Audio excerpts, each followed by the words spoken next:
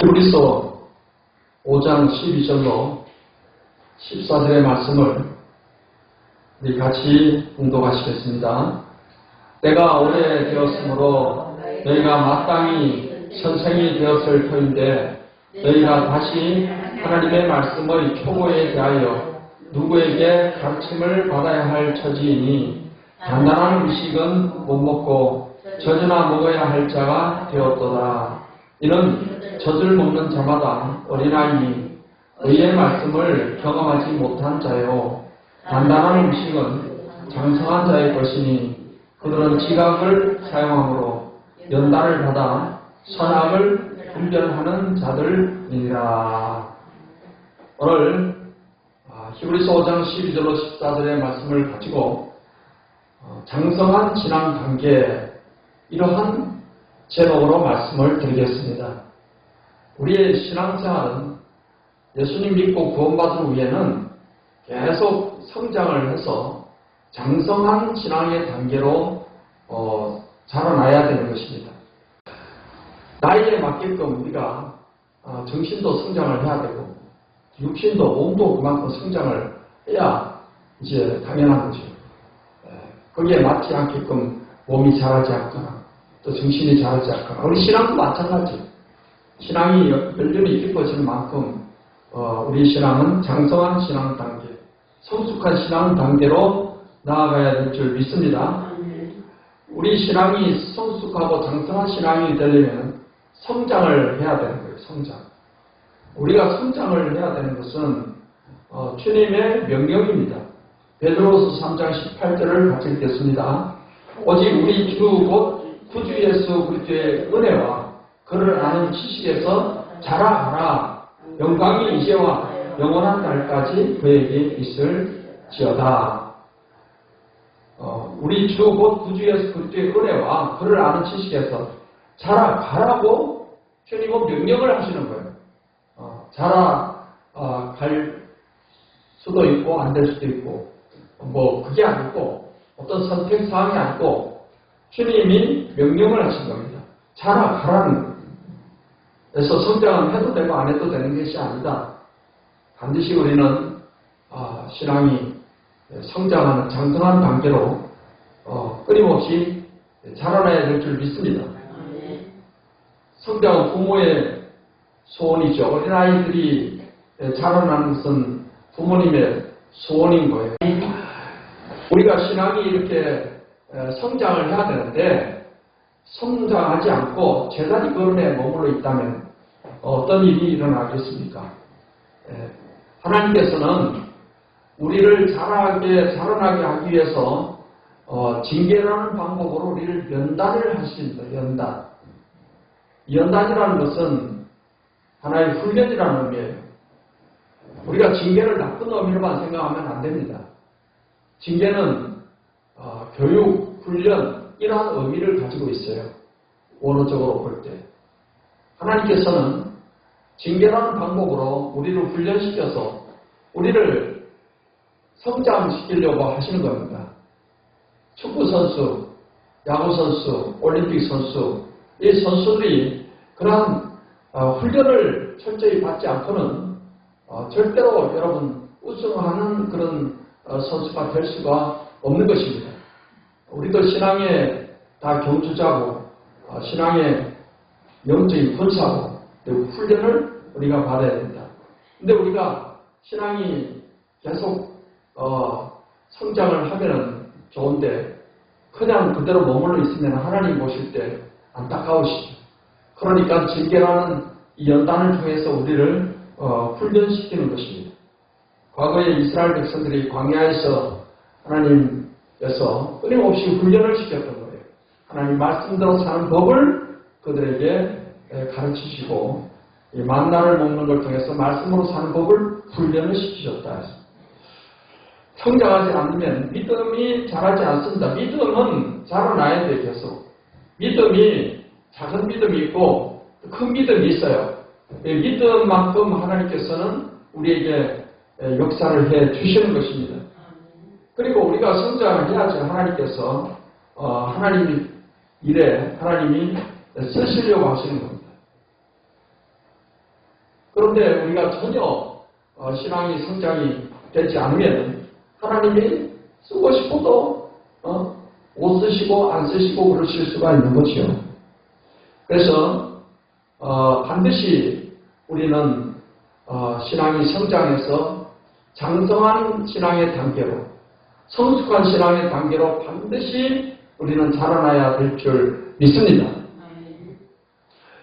우리가 장성한 성도가 된다는 것은 무엇을 보면 알 수 있느냐? 장성한 성도가 되는 데 있어서는 장성한 성도는 분별력이 뛰어나게 됩니다. 분별력. 분별력이라는 게 참으로 중요한 것입니다. 히브리서 5장 14절을 읽겠습니다. 단단한 음식은 장성한 자의 것이니 그들은 지각을 사용함으로 연단을 받아 선악을 분별하는 자들이니라. 선과 악을 분별하는 자들이다. 이 선과 악을 분별할 수 있는 것은 신앙이 그만큼 장성했다는 거예요. 신앙이 어리면은 선과 악이 뭔지 이거 분별을 못해. 이게 선인지 악인지, 하나님 기뻐하는 선인지, 이게 악인지, 이게 분별력이 없는 거예요. 그 때에 맞게끔 딱 우리가 선과 악을 분별할 수 있어야 된다.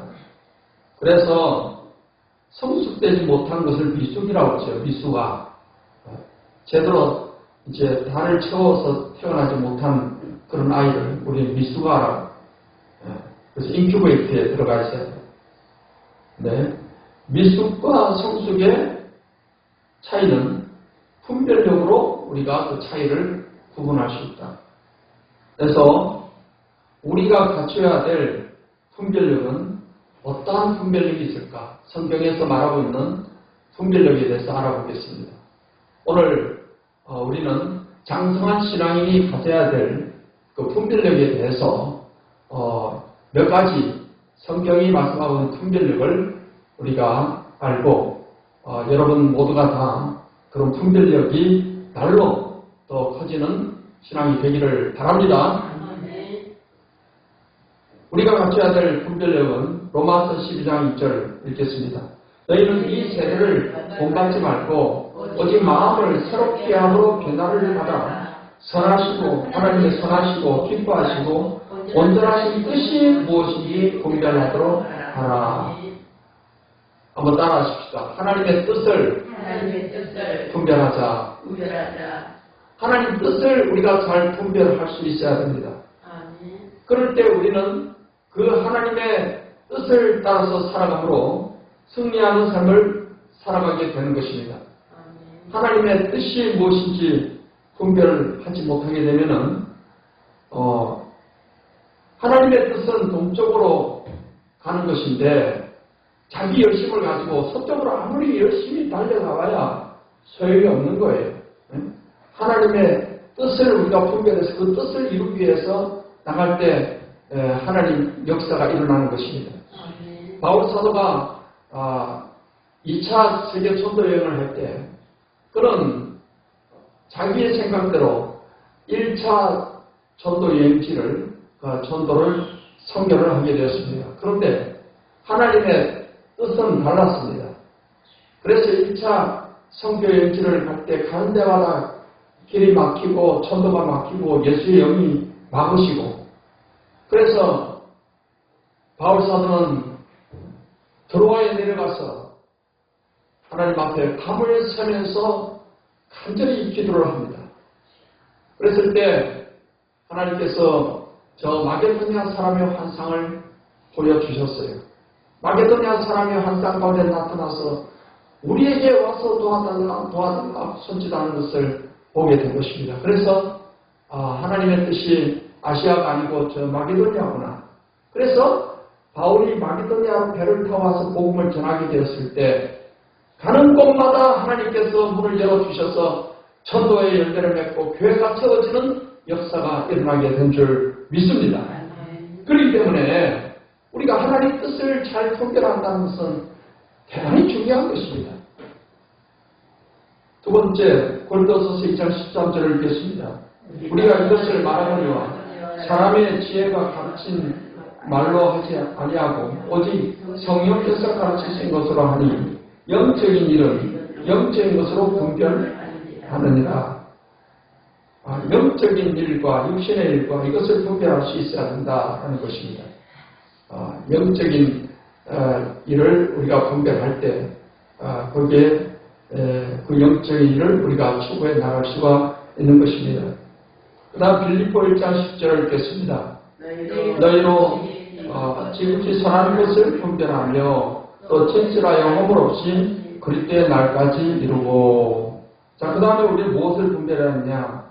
선한 것을 분별할 수 있어야 된다. 한번 따라해봅시다. 선한 것을 분별하자. 선한 것을 분별하자. 선과 악을 이렇게 분별할 수 있어야 된다 하는 것입니다.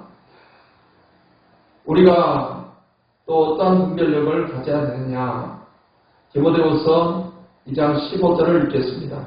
너는 진리의 말씀을 옳게 분별하여 하며 부끄러울 것이 없는 일꾼으로 인정된 자로 자신을 하나님 앞에 드리기를 힘쓰라.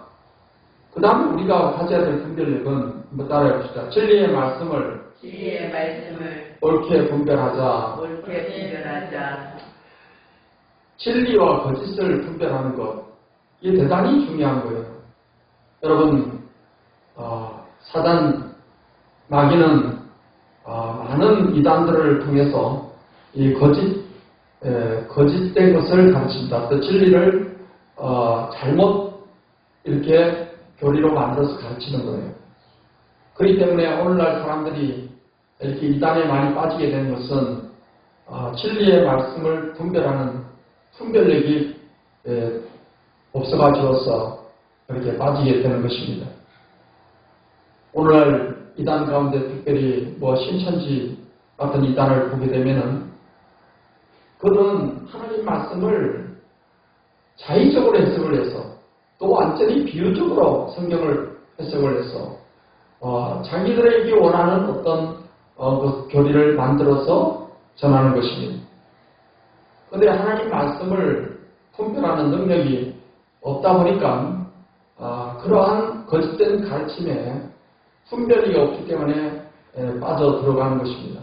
그래서 오늘날 교회에서 이러한 하나님 말씀을 바르게 분별할 수 있는 능력을 갖춰 주는 것이 중요하고 성경 공부를 좀 철저히 하는 것이 중요한 것입니다. 6.25 전쟁 이후에 그때 우리 한국교회가 굉장히 큰 부흥을 이루었습니다. 그때하고 지금하고 우리가 비교를 해보면은 그때는 교회에서 성경 공부를 많이 가르쳤어요. 왜냐하면은 그때는 시간이 많았으니까. 되게 그때는 남편들이 밖에서 일을 하고 또 아내들은 집에서 있는 시간이 많았습니다. 그러다 보니까 교회에서 이제 성경 공부를 한다고 했을 때 교회에 나와서 하나님 말씀을 배우기가 또 환경적으로 좋았죠.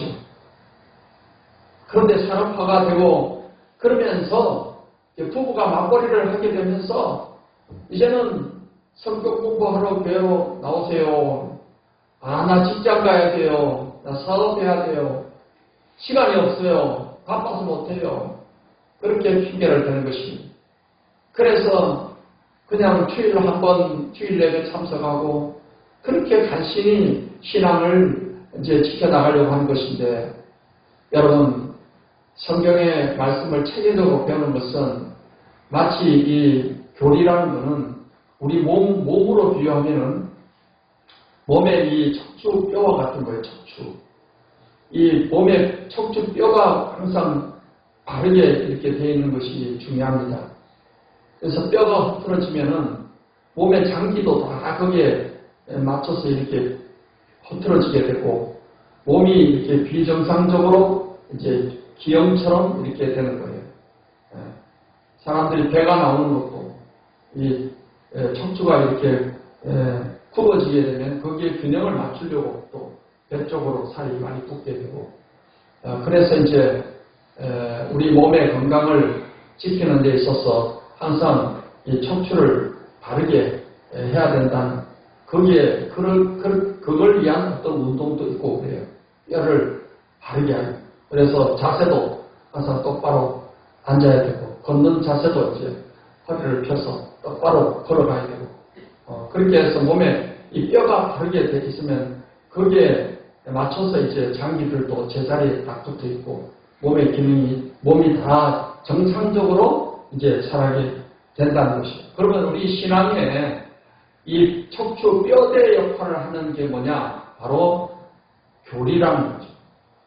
그래서 주일 설교는 주로 목사님들이 복음을 선포하는 그리고 이 복음에 따라서 우리가 어떻게 살아야 될 것인가 삶에 적용하는 쪽으로 설교가 많이 이렇게 선포 위주로 가는 것입니다.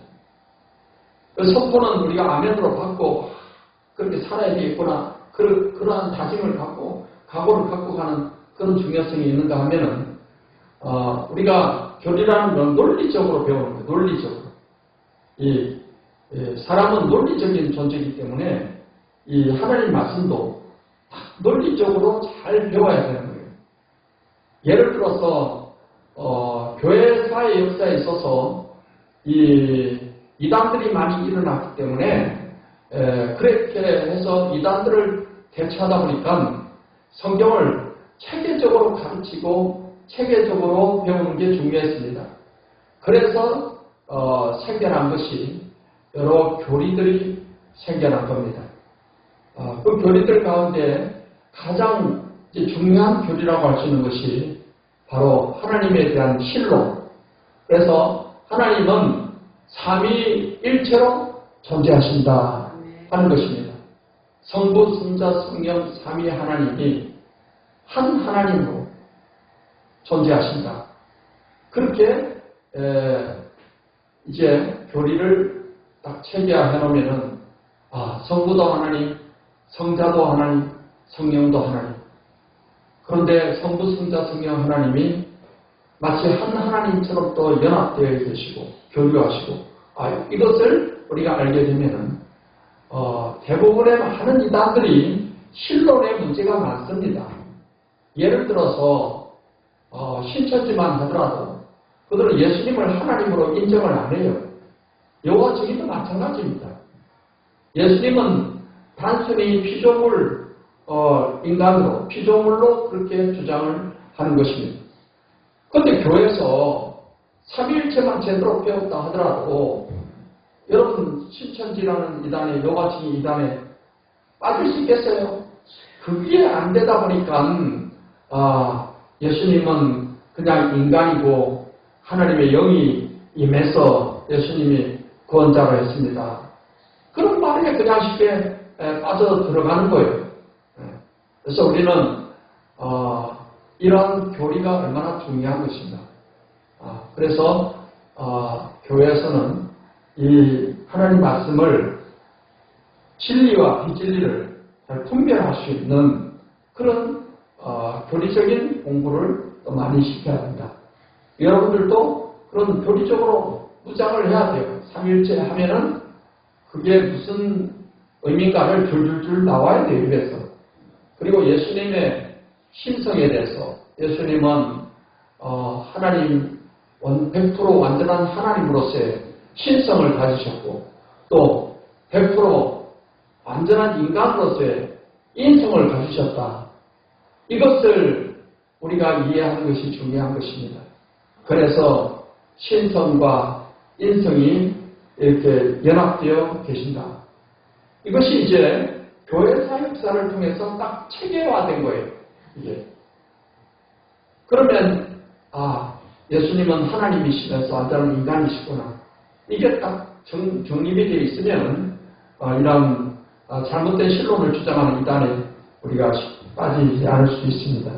그리고 그 외에도 교회론이라든지 그 다음에 발세론, 종말론이라든지 성령론이라든지 이런 어떤 론자가 붙는 것은 성경을 교리적으로 체계적으로 배우는 것을 우리가 성령론, 교회론, 발세론, 그리고 신론, 기독론 이렇게 표현하는 것입니다.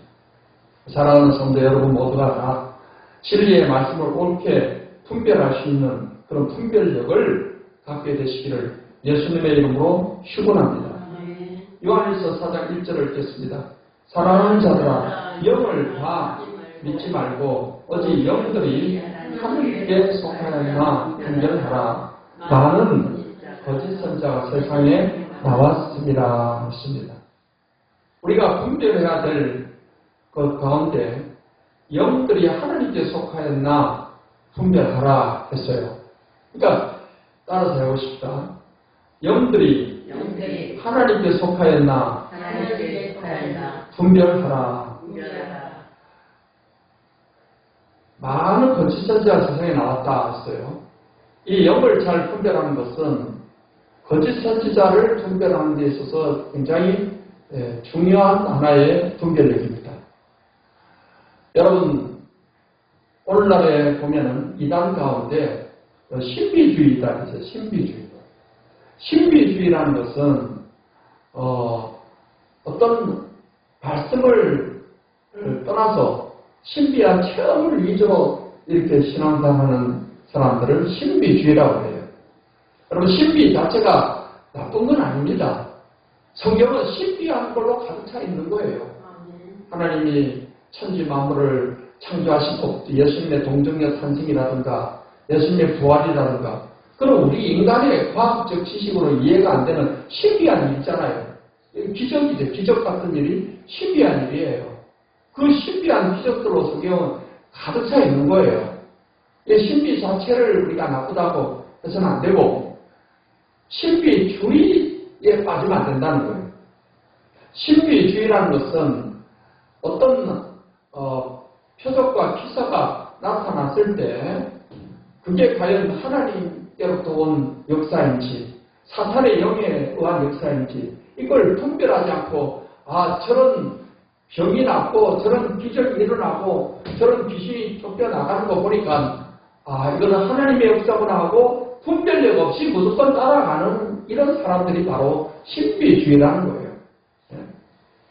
성경 마태복음 7장 21절 이하에도 쭉 보면은 예수님 앞에 거짓 선지자들이 그러니까 우리가 귀신을 쫓아내고 큰 표적을 행하였고 그렇게 예수님께 이야기를 하잖아요. 그런데 예수님이 뭐라고 그래요?